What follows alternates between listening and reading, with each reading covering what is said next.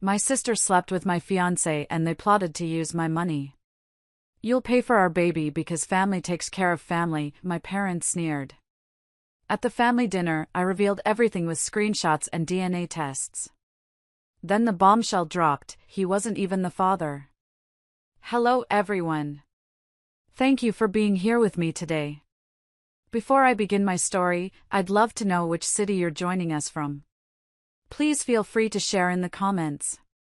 Now, let me take you into this story. Before my life turned into a daytime soap opera, it was good. Really good. My name is Audra, I'm 32, and I'm a software engineer. For years, my life was my code. It was logical. You put in the work, you debug the problems, and you get a clean, functional result. I loved that predictability. I built my career from the ground up, landed a great job with a fantastic salary, and a few years ago, I bought my own house in the quiet little town I grew up in. It wasn't a mansion, just a little two-bedroom bungalow with a porch swing out front, but it was mine. Every loose floorboard, every leaky faucet, it was all mine to fix. I had my life together, and I was proud of it. And for the last 3 years, the best part of that life was Garrett. We'd been engaged for about 8 months, and honestly, I thought he was the one. He was charming, funny, and he had this way of making me feel like the only person in the world. He worked in sales, so he had that natural charisma. He could talk to anyone about anything. We met at a local charity fundraiser, of all places. I was volunteering, checking people in, and he came up to my table with this smile that could melt glaciers. We started talking, and we just clicked. The next thing I knew, we were planning a future. We talked about everything, where we'd travel, how many dogs we'd adopt, the silly little arguments we'd have when we were old and gray.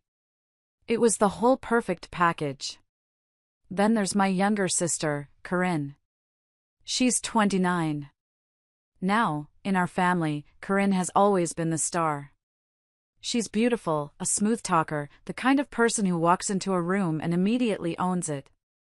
But for all her charm, she couldn't hold down a job or a relationship to save her life. For the past decade, she's been bouncing between our parents' couch and whatever guy would put up with her for a few months. My parents always enabled her. It was always, Corinne is just finding herself, or she's a free spirit. The thing about Corinne, though, is that she's always had this shadow of jealousy following her, and it was always directed at me. It was subtle, like a little hum of static in the background. When I got my first programming job after college, suddenly she was talking about taking a coding boot camp. When I bought my house, she started dropping hints about real estate investing, as if she had any capital to invest. And when I started dating Garrett, she made these little backhanded comments, like, "Wow, Audra, you're so lucky to find someone willing to settle down." I brushed it off. That was just Corinne. I never, ever thought she'd take it as far as she did. I thought our sisterhood, our blood, meant something more than that. I was so wrong. The perfect picture started to crack about 4 months before everything blew up. It wasn't one big thing, but 100 little things. Garrett started acting different. Distant. He was always on his phone, and when I'd walk into the room, he'd quickly flip it over or switch screens. Classic cheating behavior, I know, but I trusted him. I really did. When I asked him about it, he'd just sigh and say he was dealing with a lot of work stress, or that he was helping a friend, a guy named Mark, through a really tough divorce. I bought it. I wanted to be the supportive fiancé, not the paranoid girlfriend who snoops through phones. At the same time, Corinne started coming around a lot more. At first, I thought it was nice.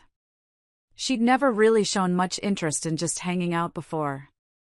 But suddenly, she was over every weekend. She'd bring takeout, suggest a movie night, and she'd be so friendly with Garrett. Overly friendly. They had all these inside jokes I wasn't a part of. I remember one evening, we were all on the couch watching some mindless comedy. I got up to get a drink, and when I came back, they were sitting just a little too close, laughing at something on his phone. The moment they saw me, they straightened up. A little alarm bell went off in my head, but I silenced it. "You're being crazy, Audra," I told myself. "You should be happy they get along." Then Garrett started having these guys' nights or late work meetups that would run incredibly late. He'd stumble in at 2 a.m, smelling faintly of a perfume that wasn't mine. Or worse, he wouldn't come home at all, sending a text the next morning saying he'd crashed at Mark's place because it got too late. "Didn't want to wake you, babe," the text would read. Again, I told myself to trust him. We all need our space, right? Around this time, Corinne started this whole act about getting her life together. She was applying for jobs, talking about moving out of mom and dad's place. I was actually proud of her. Maybe she was finally growing up. I even helped her with her resume one afternoon, sitting at my kitchen table, feeling a flicker of hope that we could finally be real sisters, real friends.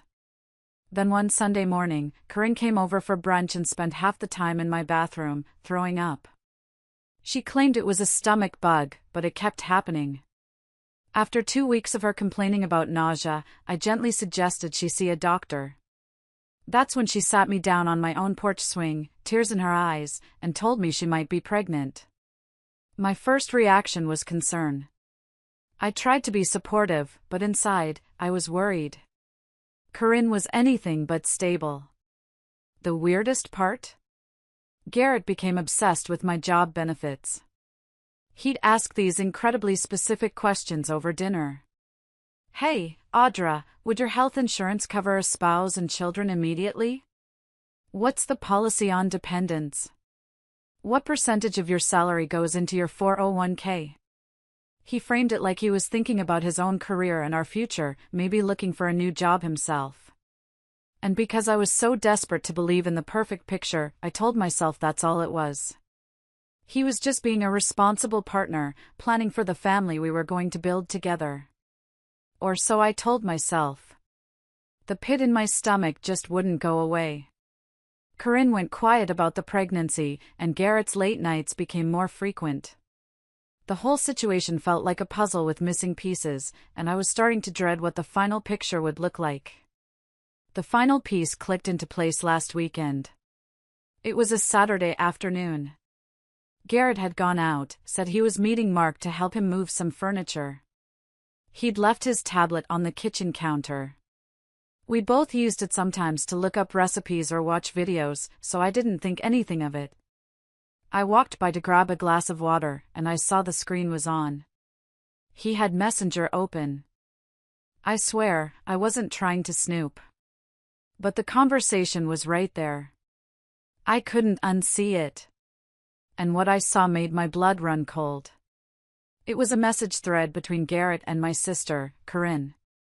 The most recent message, from that very morning, was from Garrett. It read, "Can't wait to see you tonight. Thanks for covering with the sister sleepover story." My hand was shaking so hard I almost dropped my glass. I scrolled up. And up. And up. There were months of them. Months of messages planning their secret meetups, talking about how stupid I was for not figuring it out. There were jokes about me working late to pay the mortgage while they were together in a cheap motel. But the worst part, the part that felt like a physical blow, was the messages about Corinne's pregnancy. "Garrett, so when are we looping Audra in? We need her insurance locked down before the baby comes." Corinne, "Not yet. She'll freak. Better to wait until we're married. Then the kid can go on her plan. She makes good money, and we can move in. She won't let the baby go without." Garrett, "Right. We let her think it's the best family solution. You and I co-parent. She foots most of the bills." Corinne, "Exactly. And if she bails, you can still get custody and support. But I think we can guilt her into taking care of us. Mom and Dad are on board." I had to sit down. I slid down the kitchen cabinets until I was on the cold tile floor, staring at that screen. The words swam in front of my eyes. It wasn't just an affair. This was a calculated, premeditated plan.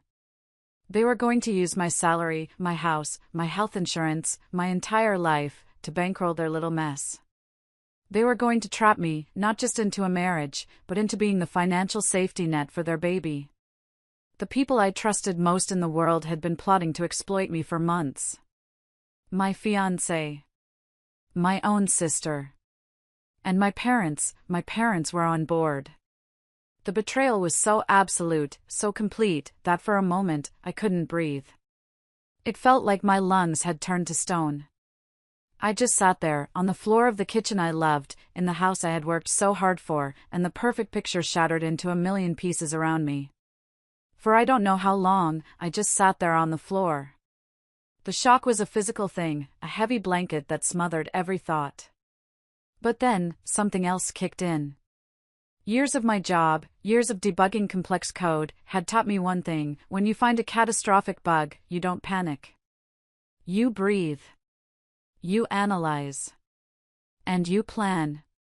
I stood up on shaky legs, my mind suddenly crystal clear. The tears could wait. The screaming could wait. Right now, I needed evidence. I picked up the tablet and, with steady hands, I took screenshots of everything. Every message. Every date. Every cruel joke. I emailed them to a new, secret email address I created right then and there. Then I closed the tablet, wiped my fingerprints off of it, and placed it exactly where I found it. The next 2 days were the hardest of my life. I called in sick to work on Monday and Tuesday. When Garrett came home that Saturday night, reeking of cheap motel soap, I greeted him with a smile. I asked him how helping Mark went. He lied right to my face, so smoothly, talking about how heavy the couch was. It was a masterclass in deception. And I played my part. I told him I was feeling rough, a nasty cold coming on, and I didn't want him to catch anything. He was so attentive, so caring. "Oh, honey, let me take care of you," he said, trying to put his arm around me. I flinched away, blaming a fever. It was a real touching performance. My first stop on Monday morning wasn't to a friend's house or my parents'. It was to a lawyer. I found this guy, Walter, online. He was an older gentleman with sharp eyes and a no-nonsense attitude, specializing in family law and what his website called fraud-adjacent cases. I sat in his stuffy office, the air thick with the smell of old books and brewing coffee, and I laid it all out. I slid my phone across his mahogany desk and showed him the screenshots. He read them in silence, his expression growing grimmer with each message. When he finally looked up, he took off his glasses and rubbed his eyes. His exact words were, "Holy hell. In 30 years of practicing law, this is the most premeditated exploitation scheme I've ever seen." He laid out my options. I could confront them, he said. But that would just give them time to destroy evidence, to spin the story, to paint me as the crazy, jealous fiancé. Or, I could build an airtight case. Gather every piece of evidence imaginable, secure all my assets, and hit them with everything at once. It was an easy choice. We mapped out the plan right then and there. Step 1, preserve all evidence. Step 2, notify my HR department about a potential insurance fraud attempt, in writing. Step 3, prepare to legally end the engagement and evict Garrett. Step 4, secure my home and my finances. And Step 5, the most crucial one, get irrefutable proof of paternity. We needed to confirm, legally, that Garrett was the father. This wasn't just about the affair anymore. This was about protecting my future from their parasitic plans. I walked out of Walter's office not feeling broken, but feeling like a general preparing for war. Walter knew of a private lab that could run a prenatal paternity test using the mother's blood and a sample from the potential father. It was completely safe for the baby, but it had to be done without Corinne knowing. Morally gray? Absolutely. But after reading those messages where they called me stupid and plotted to drain my bank account for the next 18 years, I didn't feel a single ounce of guilt. My conscience was clear. So, I set the trap. That week, I invited Corinne over for a sister's night. I told her I was feeling down and just needed my sister. She bought it completely. She arrived that Friday night, all fake sympathy and concern. I had everything ready. I made her favorite takeout, we put on a dumb romantic comedy, and I poured her a big glass of sparkling grape juice. A toast, I said, raising my own glass of water, to you, since you're not drinking. She spent the whole evening complaining about her nausea and how tired she was. It was almost comical, listening to her lie while I knew the truth. Around 10, she started yawning. I offered her the guest room, the one with the really comfy mattress. You look exhausted, Corinne. Just stay the night. She readily agreed. I waited until I was sure she was sound asleep. I checked on her around midnight, she was out cold. Then, I made the call. The lab technician, a discreet professional arranged by Walter's contact, arrived 20 minutes later. She was in and out in less than 5 minutes. A quick, silent blood draw. Corinne never even stirred. It was surreal, standing in the hallway of my own home, orchestrating this covert operation. For Garrett's sample, it was even easier. He kept a spare toothbrush in his gym bag.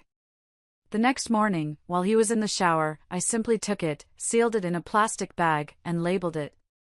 The lab had a courier pick everything up later that day. The 2 days I waited for the results were agonizing. I was on autopilot. I went to work. I had conversations. I smiled. But underneath, my nerves were stretched thin as a wire. Garrett kept asking why I was so quiet. I just blamed my cold. The email from the lab arrived on Wednesday afternoon. I locked my office door before I opened it. My heart was pounding in my chest. I clicked the PDF open. And there it was, in black and white. Probability of paternity, 99.99%. Garrett was the father. But I wasn't done. I needed the full picture. Walter recommended a private investigator. I wanted the full timeline, any extra evidence I might have missed. The PI was a former cop, a guy who looked like he'd seen it all. And he was good. In just a few days, he came back with a folder full of photos, hotel receipts, the works. They'd been sleeping together for almost 6 months. But the most damning thing he found was this: Garrett and Corinne had a consultation with a lawyer of their own. A lawyer who specialized in maximizing financial support. They had done their homework on how to make me their permanent safety net, exploring every legal angle to leverage my insurance, my assets, and my future promotion prospects. They had a whole plan ready for after the wedding. That's when I knew. This was war.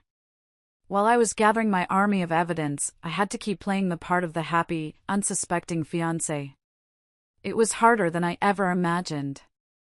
Every time Garrett kissed me goodbye in the morning, I had to fight the urge to recoil. Every time he talked about wedding details, I felt a wave of nausea. But I thought about those messages, the ones where they laughed about me being an easy mark, and it fueled my resolve. Here's where my parents enter the story, and believe me, it gets so much worse. I needed to know just how deep this conspiracy went before I pulled the trigger. So, one afternoon, I brought up our family plans in a casual chat with my mom. She was over for coffee, and she was just over the moon about a new baby coming into the family. Dad was excited too, already talking about hand-me-down cribs from my cousins and how we would all make it work. That little word, we, got stuck in my throat. I decided to test the waters. I mentioned my concerns about Corinne's situation, how unstable she was. Then I casually brought up Garrett's sudden late nights. I'm just worried he's feeling pulled in different directions lately, I said, trying to sound like a concerned fiancé. My mom got this strange look on her face. A look of pity? Oh, honey, she said, patting my hand. Corinne already told us. My blood froze. I could feel it turn to ice in my veins. Told you what? About the baby, she said softly. We know it's Garrett's. I just stared at her. I couldn't form a word.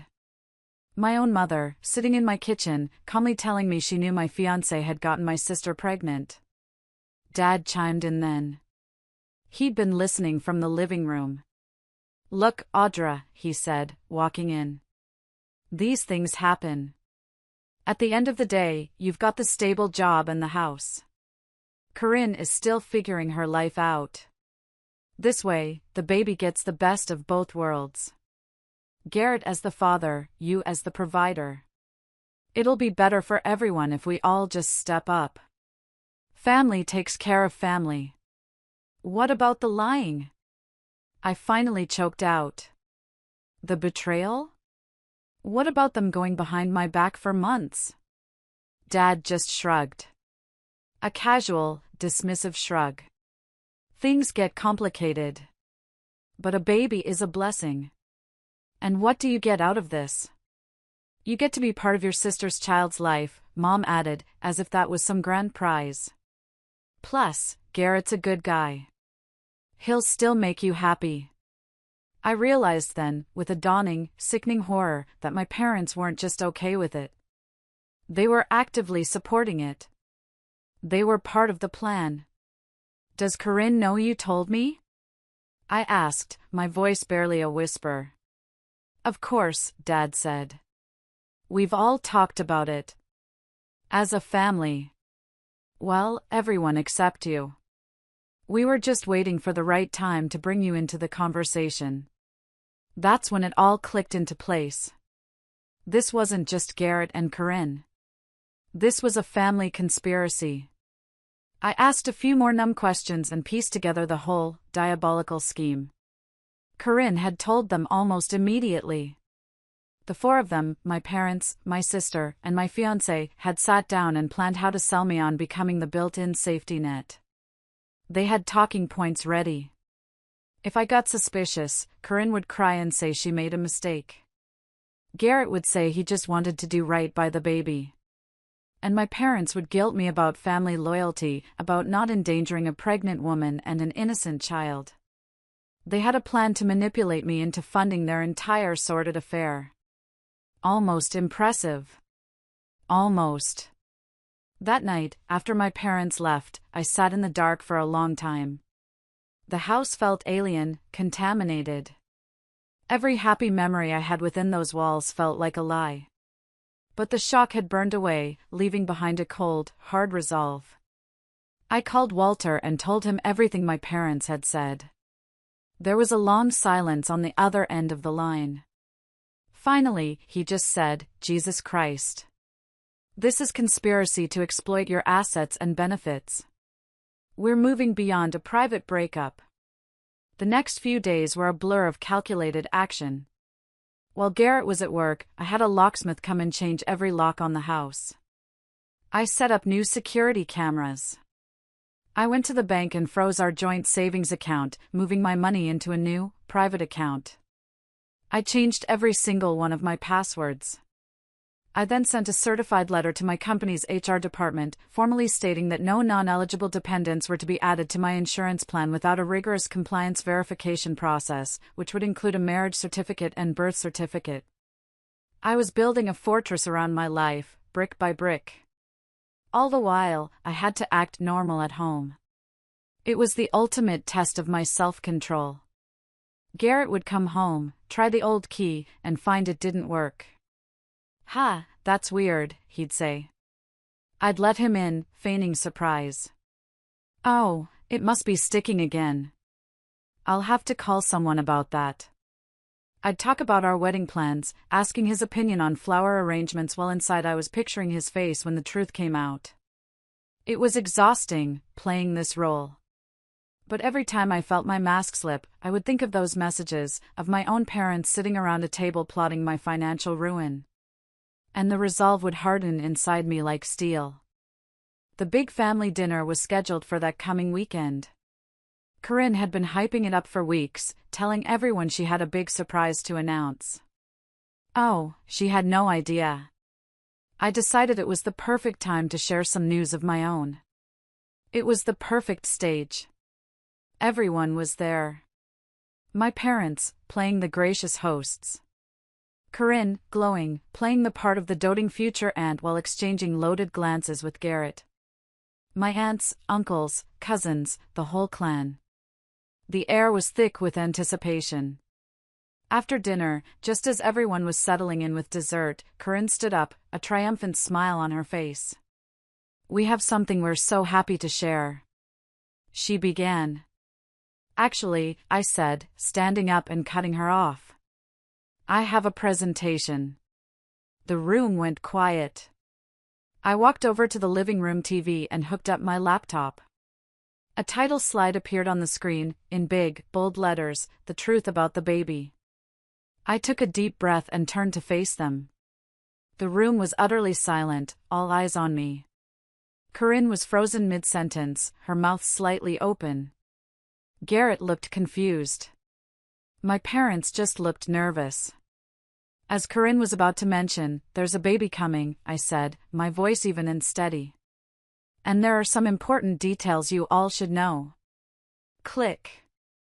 The first slide came up. It was a screenshot of the messages between Garrett and Corinne. The ones where they talked about their affair. I read one of them out loud. "For the past 6 months, my fiancé, Garrett, and my sister, Corinne, have been having an affair," I announced. "The baby Corinne is carrying is Garrett's." A collective gasp went through the room. Corinne lurched to her feet. "Audra, what are you doing? This is a private." "Please hold all questions until the end of the presentation," I said, my voice like ice. I didn't even look at her. Click. The next slide. It was the official report from the lab. The title was clear: Prenatal Paternity Test Results. Garrett's name was next to alleged father, and the conclusion was highlighted in bright yellow: probability of paternity, 99.99%. Garrett went completely white. He started to stand up. "Audra, I can explain." Click. Next slide. Screenshots of their plan. Their plot to leverage my insurance, my income, my home. I'd highlighted the parts where they called me stupid and easy to fool. "As you can see, this wasn't just a simple affair," I said, my voice ringing with cold clarity. "This was a deliberate, calculated plan to exploit me financially for the next 18 years. Click. Next slide. A collage of the private investigators' photos. Garrett and Corinne kissing outside a motel. A copy of a hotel receipt, paid in cash. A note about their meeting with a lawyer to discuss how to maximize their potential support claims. My relatives' eyes were wide with shock. My parents were rigid in their chairs, their faces pale. "And here," I said, my voice dropping, "is where it becomes a family affair." Click. The final, damning slide. It was a transcript of my conversation with my parents, the one where they admitted they knew everything and supported the plan. I read their own words back to them. "My parents were part of the conspiracy from the start," I said, finally looking directly at them. "They believed that because I have a stable job and a house, it would be better for everyone if I just accepted being used. That's what family does, right, Dad?" The room was dead silent, except for the sound of my mother bursting into tears. Dad tried to speak, but no words came out. "So," I said, turning to face the whole room again. "Here's the conclusion of tonight's presentation." I looked from Garrett, to Corinne, to my parents. "Garrett, the engagement is over. Corinne, I will never, ever forgive you for this. And Mom, Dad, you've chosen your side. As of today, you are strangers to me." Click. The final slide just had one word on it, in massive letters: questions? For a second, nobody moved. It was like I'd dropped a bomb in the middle of the living room. Then, the room exploded. Corinne was the first to break. She let out this shriek, this sound of pure, undiluted rage. "How could you do this to me? You're humiliating me in front of everyone," she wailed, tears streaming down her face. Garrett stumbled towards me, his hands out as if to placate me. Audra, honey, please. We can work this out. It was a mistake. I love you. Family is complicated. The same man who had laughed with my sister about me being stupid was now trying to sell me on love and family. My parents were the worst. They rushed over, begging me to reconsider, to think about the family. My extended family, however, was horrified. My uncle, a man I've always respected, stood up and pointed a finger at Corinne. You are a disgrace to this family, he said, his voice shaking with anger. My cousin called Garrett pathetic. My aunt came over and just hugged me tight, whispering, you deserve so much better than this, sweetie. One by one, they left. My aunts, uncles, cousins, they all walked out, disgusted. Soon, it was just the 5 of us left in the wreckage. And that's when the real begging started. It was a grotesque performance. Corinne switched between sobbing apologies and accusing me of ruining her life. At one point, she actually shrieked, you can't throw away your family over one mistake. One mistake? I laughed, a harsh, ugly sound. A mistake that lasted half a year and included plotting to trap me into 18 years of financial support? Sure, Corinne.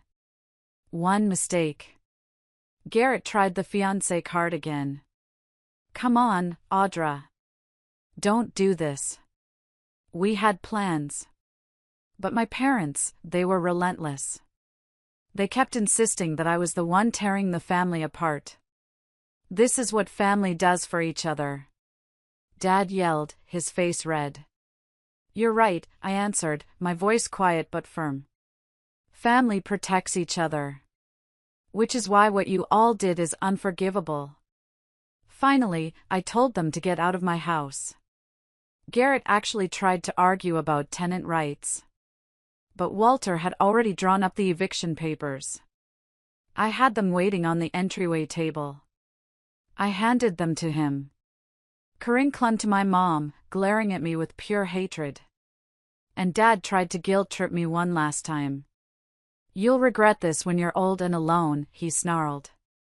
I looked him straight in the eye. I would rather be alone for the rest of my life than be surrounded by people who think so little of me. Then I opened the front door and waited until every single one of them was gone. The moment the door clicked shut, I slid down to the floor, and finally, I let myself cry. If you're still listening, could you do me a huge favor and like this video, and comment the number 1 down below? That lets me know you've given me a thumbs up, and it tells me that you're right here with me on this journey. Your support is a massive encouragement for me, it really keeps me going.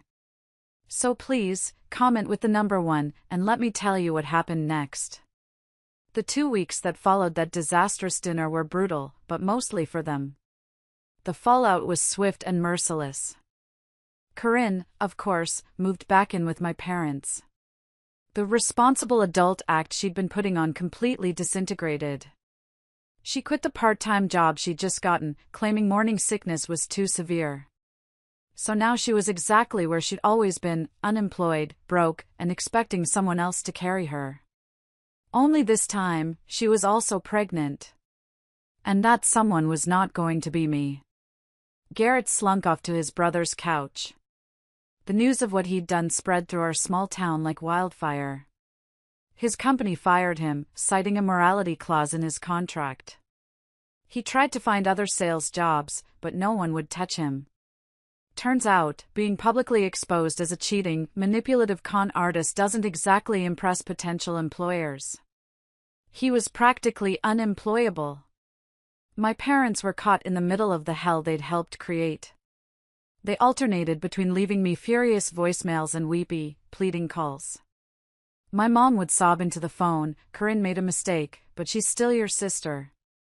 Garrett just lost his way. Can't you find it in your heart to forgive? Forgive? They didn't want forgiveness. They wanted me to go back to being their safety net. Dad tried a different tactic.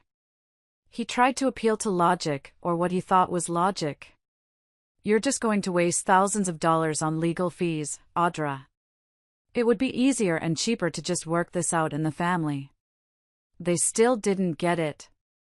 It was never about the money. It was about the absolute, soul-crushing betrayal. It was about the fact that they all sat around and schemed behind my back, viewing me not as a daughter or a sister, but as an asset to be exploited. Meanwhile, Walter was thrilled with the case. We filed criminal charges against Garrett and Corinne for fraud and conspiracy. He told me prosecutors love cases with airtight evidence, and we had it all: screenshots, DNA, recordings. Their lawyers tried to spin their pathetic stories. Corinne was just a confused and scared young woman. Garrett was just pressured by love.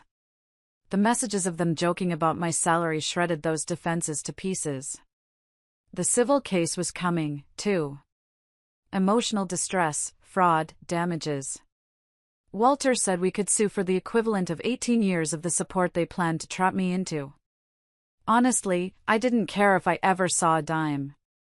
I just wanted them to face real, tangible consequences for their actions. For the first time in months, I started sleeping through the night. There was no more anxiety from Garrett's lies, no more confusion about Corinne's schemes. Just quiet, blessed relief. Just when I thought this story couldn't possibly get any more insane, it did. About a week after I'd kicked them all out, Corinne had the baby. A healthy baby girl, thank God. Even in my anger, I would never wish ill on an innocent child. But right after the birth, Corinne did something that revealed the true depths of her manipulative nature. She demanded a legal, official paternity test. She wanted it on the record, a tool to legally force Garrett to pay child support. She was still trying to salvage some financial gain from the wreckage she'd created. The test was done. And the results came back. It turned out, Garrett wasn't the father either. Let that sink in. My ex-fiancé was not the father of my sister's baby. The real father was some guy named Leland she'd been seeing on and off before she even started sleeping with Garrett. The timeline meant that Corinne had been juggling at least 2 men, and had tried to pin the pregnancy on whichever option looked most profitable. When she thought marrying me and my stable income was the best bet, she named Garrett. When that blew up in her face, she went back to him as her only option for support. When I found out, I didn't know whether to laugh or cry. The sheer, audacious greed of it all was breathtaking. She had built this entire, elaborate scheme, a scheme that destroyed my engagement, shattered my family, and caused immeasurable pain, all based on a lie within a lie. So now, here was the final tally. Corinne was a single mom with no job, no savings, no fiancé, and no financial support from anyone. The real father, Leland, turned out to be broke, living out of his car, and wanted nothing to do with her or the child. Garrett was left with a ruined reputation and a mountain of legal bills for a baby that wasn't even his. My parents were backpedaling so fast they were practically tripping over themselves, claiming Corinne had misled them, too. Too little, too late. And as for me? I was free. Completely and utterly free. No entanglements, no moral obligation, no potential child support battles, no toxic family ties. Just a clean, decisive break. Sometimes, life has a funny way of working out exactly as it should. The trap they had so carefully built for me had snapped shut on them instead. The legal process started heating up, and it was surreal. The district attorney's office officially filed charges against Garrett and Corinne: conspiracy to commit fraud, attempted insurance fraud. My parents were officially named as unindicted co-conspirators, which meant they were part of the plot, though the prosecutor hinted they might get a lighter touch if they cooperated fully. That's when my parents' calls became truly hysterical. "They want me to testify against your sister," my mom cried into the phone. "How can I do that to my own daughter?" I answered her flatly. "You should have thought about that before you helped her plan to ruin my life." I hung up. Dad tried to play tough. "You're turning your back on blood, Audra. One day you'll regret this." I didn't even flinch. "No, Dad. You'll regret what you did." But while my so-called family was imploding, something incredible started to happen. The community rallied around me. My neighbors started dropping off meals, leaving casseroles and baked goods on my porch. One of them, a retired police officer, offered to upgrade my security system for free after Garrett, in an act of sheer desperation, tried to break into my house. Yes, you read that right. He was caught on my new cameras trying to jimmy open a window. He told the police it was compensation for emotional damages. The cops weren't amused. He got a breaking and entering charge for his trouble. Even people I barely knew showed their support. The barista at my local coffee shop started adding an extra shot to my latte on the house. My mechanic refused to take my money for my last oil change. "You've been through enough," he said, just waving me off. It was humbling. It was a powerful reminder that there are so many decent, good people in the world, outside of the toxic bubble I had called family. Curran's old friends even reached out to me, apologizing. Turns out, she'd lied to them, too, telling them Garrett was just helping her plan a surprise wedding shower for me. When they learned the truth, they cut her off immediately. The trial is still a few months out, but Walter is confident. He calls it one of the cleanest fraud cases he's ever seen. They might try to settle the civil case, but he advised me not to accept unless the terms are staggering. Not because I need the money, but for the principle of it. But honestly, my life has already moved on. My house is mine again. It's quiet and peaceful. My paycheck goes towards my future, my retirement, maybe a trip to Italy I've always dreamed of. It doesn't go towards someone else's mess. I sleep deeply now, without that gnawing dread in the pit of my stomach. I've started hiking again, rediscovering hobbies I'd let slide when my world revolved around Garrett and his drama. And yes, I've started dating. Slowly, casually. There's a woman I met at the coffee shop. She's kind and funny and she knows the whole story. In a small town, you can't keep secrets. But she looks at me with respect, not pity. The other day she said, "It's incredible how you turned all that betrayal into strength." And I realized she was right. I did. My family thought I would just roll over and accept my fate, because family takes care of family. They forgot the other half of that truth: real family doesn't plot to destroy you from the inside out. Now, they're the ones stuck in the wreckage they created.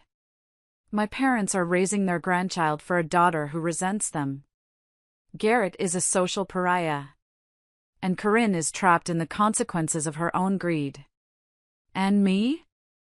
For the first time in my life, I don't feel like I owe anyone anything. Not my parents, not my sister. The weight of their expectations, their manipulation, it's just gone. They built a cage out of lies and betrayal. And when they tried to shove me inside it, I chose the door instead. I walked away with my freedom intact. And I have never, ever looked back. Thank you for listening. Really. It means more than you know to be able to share this. If you have a story of your own, or just a thought, please share it in the comments below. It's good to know you're not alone. Take care of yourselves.